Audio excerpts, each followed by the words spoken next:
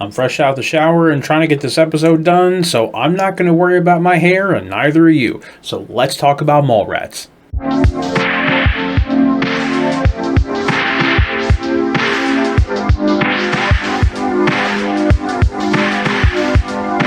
Musical styles are still a very important form of communication for our young people. Hi, I'm Joe Feinstein. I may have some minor gripes about the film, but there are still a lot of things to enjoy and appreciate about this, so I thought, what better time to dive into the View Askewniverse. For those of you unaware, that's the term coined to the series of films that were written and directed by Kevin Smith, since so many of his projects share characters and actors throughout them. Now, I'd like to make two things abundantly clear before we dive in. One, I just wasn't a fan of Clerks 1 or 2, and I haven't watched the third one, so if you're hoping in any way this is a sort of look at those, no, it isn't. 2, please don't ask me to do a full retrospective on the View Askewniverse, because there's so many films to do in that, and I really only care about Jay and Silent Bob Strike Back.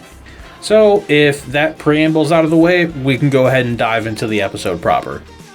All of my gripes and nitpicks are going to be rapid-fired at the end, but I do want to start with all of the good stuff, the best of which would be the casting, which is a large part as to why I think Kevin Smith made the name for himself that he did so early on. This film was mostly goofy and lighthearted, but there are some serious topics brought up, and they wouldn't have landed as well without this kind of casting. Let's count them down. Claire Forlani, who would go on to be in The Rock, as well as one of my favorite films of all time, Meet Joe Black, which I covered already on the channel, go check that out. Stan Lee himself, bright-eyed and bushy-tailed, and let's keep this in mind, folks. This film came out a whole 7 years before even the Tobey Maguire Spider-Man films, and this was Lee's third ever live-action role. And then we have Shannon Doherty, who was in Heathers and Naked Gun 3 prior to this, and would go on to be in Charmed for several years, and whom also passed away a little over a month ago due to breast cancer, so rest in peace. Ethan Suplee has a small gag part, but he would go on to be in Boy Meets World, Remember the Titans, and My Name is Earl. Jason Lee, who would go on to star in My Name is Earl, along with a host of other films, both in and out of Kevin Smith's production. Jeremy London, who would immediately go on to be in Party of Five. We even get the arrow whistling, zombie killing, gunslinging, Suicide Squad volunteer Michael Rooker, y'all. And thought I forgot, but we also have Ben Affleck, the Batfleck himself. Also, yes, I know Kevin Smith himself and Jason Mewes are in this, and if I end up doing a Jay and Silent Bob Strike Back video, I'm more than happy to get into them, but I'm trying to keep focused, so I don't want to see any comments about, oh, you didn't mention them. They're here. Alright? Chill out. Anyway, I think the reason this film has always stuck in my mind as the top of his universe films is simply because of the fact that at the end of the day, it's about two friends just trying to be there for each other and help get each other's girlfriends back. And the banter and all the stuff that kind of happens between it feels relatable to a degree, and it feels like an actual friendship. The things they discuss throughout the film may seem wild and off-book at face value. That is one of your more admirably deplorable traits. You, unlike me, would beat up somebody's grandmother or an entire senior citizens community for that matter if you believed in the principle. Yeah, but only if they're really old. But when you really think about it, it's often the kind of conversations two guy friends have with each other, especially when they're so opposite of each other. It's the yin and yang balance that always keeps their banter sharp. Whether premeditated or spontaneous, they're always seemingly down for whatever insane plan the other one has. My next point is something you can easily chalk up to either a limited time and budget for this project, but regardless, I still appreciate how many long takes we get. Now, it is mostly the dialogue scenes, but it shows a level of skill of the cast that they can have these long, often joke-filled dialogue scenes without breaking character and relying on multiple cuts. The long shots, either still or slow panning, is something Kevin Smith continued to incorporate in his films, and it's always something that's worked well and something I've always enjoyed and appreciated. Now, outside of the cast and the cinematography, there are still some smaller yet wonderful things to enjoy about this, such as the Stan Lee conversation. When the pair first get to the mall, they find out Stan Lee is there that day for a comic signing and there's already a massive line. So the pair leave and focus on trying to get their girlfriends back. Towards the end of the film, when Brody is feeling like throwing in the towel with Renee, he bumps into Stan Lee and the two actually have a really sweet conversation together. The Hulk. A normal guy 1 minute, a rage of emotions the next. Just like me when I thought about what I'd given up. So you created each character as a way to deal with your one big regret. Yeah, the girl that got away. Now, it is revealed shortly afterwards that TS convinced Stan to make up some sort of story to make Brody feel better, but I appreciate the scene because it does two really wonderful things. First and foremost, it shows just how much TS cares about his best friend, but it also goes to show why so many people gravitate to comic books and the stories that they tell. We all have a hero or two we love or aspire to be more like, and I appreciate that at least Stan took the time and tried to relate to his own life to help Brody feel better.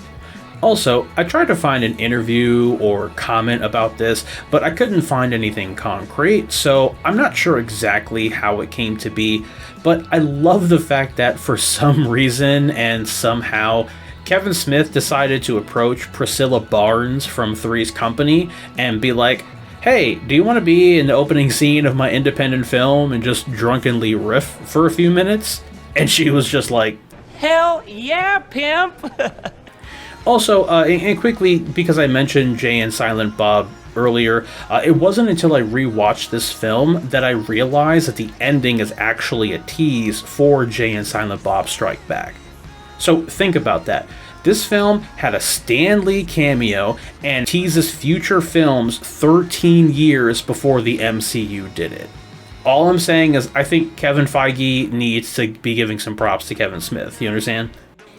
Now, as I mentioned up top, while I do enjoy this film as a whole, there are still three nitpicks that I have with it. The first one is super minor, the second one is mid, but could fairly easily be explained away. The third, well, why don't we just get to that? Now, the super minor complaint I have is that there are a few scenes in the film where it's abundantly clear that there was a cut mid-scene and dialogue. Now, again, I'm acknowledging that I know that time and budget were limited, but it's still something I can't help but notice. Now, the mid-issue I have was the two relationships of the couples themselves. Now, T.S.'s whole complaint throughout the film is that Brandy doesn't stand up to her dad despite his attempts to sabotage their relationship. She seems to take the opinion that T.S. is just being a macho jerk, but the very first thing we learn about her is that she was planning on waiting until the very last minute to tell T.S. that she wasn't going on the vacation they had planned. What's more, when he reveals that part of the reason he's so upset about the vacation falling through was because he was planning to propose, she tries to turn it on him and call him a selfish jerk for that. The disrespect. On the other side of the bad relationship scale, Brody is 1,000,000,000% in the wrong, clearly being selfish and egotistical despite admitting to T.S. later in the film that he knows absolutely nothing and is just talking out of his ass most of the time. You're gonna listen to me? To something I said? Jesus, man, haven't I made it abundantly clear during the tenure of our friendship that I don't know shit? I mean, half the time I'm just talking out of my ass. Yet, when his girlfriend tells him that she spends time crying in the bathroom, thinking about how others are making a difference in the world while she's stuck where she is, he doesn't show the slightest hint of interest or concern for her. Now, I know relationships like that happen, and oftentimes best friends just try to be there for each other and not try to rock the boat. But I just found it really odd that T.S. was so soft on Brody. Even when he shows what I'll call tough love, it's mostly just him saying, I know you say you don't want Renee, but I know you really do, I can tell. I just would have enjoyed a moment where Brody properly gets called out on his shit. And yeah, Renee kinda does it in an early scene in the film, but I just think it would have been a really big plus if T.S. did as well. Okay, so now on to my only real gripe with the film, and I'm going to have to be incredibly selective about my wording on this one because I don't want YouTube flagging me for just trying to illustrate a point, but you'll see what I mean in a second. Just hold on. In the film, there's a character we meet named Trisha. Now, Trisha, despite the fact that she looks 30 years old, is half of that age. Half of that age. I need you to do the math and let that sink in for just a moment longer. That's established? Cool. Great job, class. Gold stars all around. Now, using that formula that we just discovered, I can now explain to you that she's in the process of writing a book about the quote-unquote can-do attitudes of males of a certain age range, which far exceed her own. She mentions that there are over 50 plus entries. Brody makes mention that he's willing to assist with the research. Batfleck was revealed to have also assisted in the research. Now, end credit. How do we have proof of this, you might ask? I'm more than happy to tell you. She states she has video recordings of every research assistant for the book. Not to mention, the mall's head of security not only helps her in further research, but also seemingly helps with the book's release. And it's mentioned that she's turning the book into a movie, which raises like 8 different questions that I don't have the time to dive into, but I'm sure you can at least guess what a few of those questions are. So, for better or worse, there is Mallrats for you. But why don't we go ahead and end on a positive note for the episode and do another round of 6 Degrees of Muppets, or as I'm calling this episode, a Universe Trivia. Look, these can't always be clever, can they? All right, let's just roll the segment. This film was written and directed by Kevin Smith, who was also in Live Free or Die Hard with Bruce Willis, who was in Armageddon with Michael Clark Duncan, who was in The Green Mile with Tom Hanks, who was in Angels and Demons with Ewan McGregor, who was in Star Wars Episode 1 with Anthony Daniels, who appeared as C-3PO in Season 4, Episode 17 of The Muppet Show in 1980. Don't know how many times I gotta tell you or explain, but I am in fact the best around.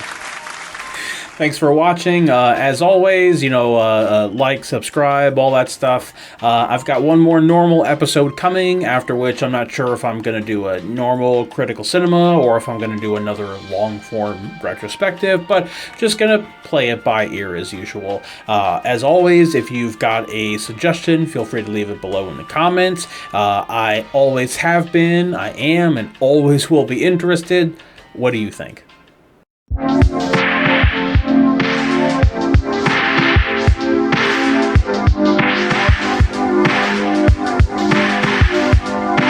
Musical styles are still a very important form of communication for our young people.